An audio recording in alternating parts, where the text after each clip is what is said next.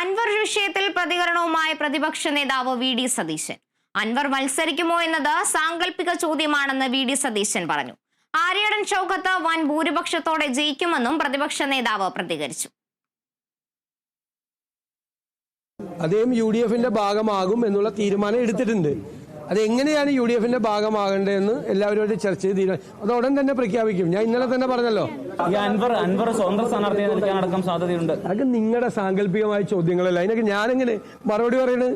നിങ്ങൾ ഇങ്ങനെ ഇരുന്ന് ആലോചിച്ച് സാങ്കല്പികമായി ഒരു ചോദ്യം ഉണ്ടാക്കി എന്നോട് ചോദിച്ചിട്ട് ഞാൻ എന്നിട്ട് മറുപടി പറയാൻ പറഞ്ഞു കഴിഞ്ഞാൽ ഞാൻ എന്ത് ചോദ്യമാണ്? വലിയ ഭൂരിപക്ഷത്തിൽ നിലമ്പൂരിൽ ഐക്യജനാധിപത്യ മുന്നണിയുടെ സ്ഥാനാർത്ഥി ആര്യാടൻ ഷൗക്കത്ത് വിജയിക്കും.